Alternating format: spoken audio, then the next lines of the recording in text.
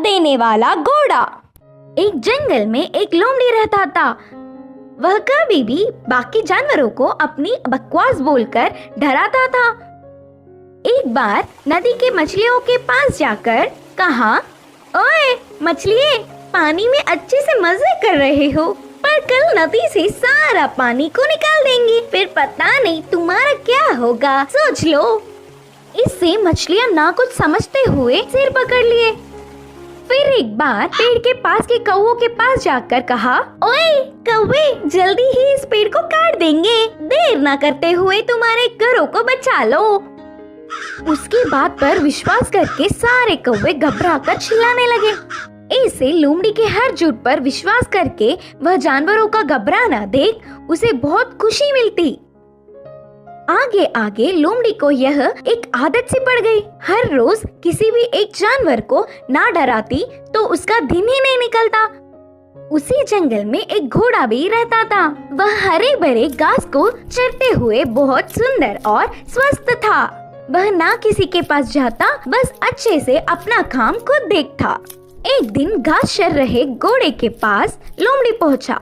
घोड़े ने उस पर उतना ध्यान नहीं दी।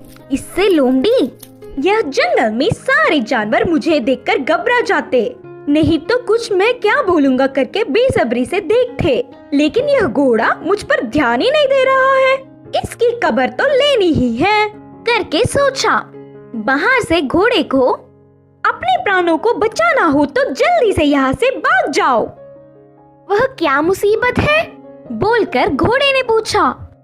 हमारे राजा शेर तुम्हें मारने आ रहे हैं, मैं उधर से ही आ रहा हूँ। लोमड़ी के बारे में पूरी बात जानने वाला घोड़ा उसको सबक सिखाना चाहता था और कहा, अच्छा बस इतनी सी बात है, मुझे शेर से डर नहीं लगता, उसके बारे में तुम परेशान ना हो। बोल के लोमड़ी लोमड़ी, मेरी बात छोड़ो, पहले तुम्हारे प्राण बचा लो, कहा घोड़ा। हाँ, मेरे प्राणों को क्या हुआ? करके संदेह से पूछा लोमड़ी।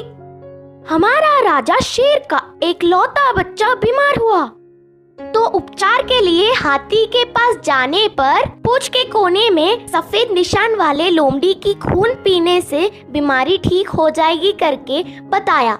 तब से शेर तुम्हारे लिए देख रहा है, तुम दिखोगी तो मार देगा, जाकर चुपके अपने प्राणों को बचा लो, बोलकर कहा घोड़ा। इससे लोमड़ी भयभीत होकर तुरंत जंगल के घने पेड़ों में घुसकर बिना किसी को दिखे घर गया। एक हफ्ता भर बाहर नहीं निकला, खाना पीना छोड़कर घर में ही छुप गया। उसके बाद एक खरगोश लोमड़ी के घर पर आया। लोमड़ी को तो उसे पकड़ने तक की ताकत भी नहीं थी।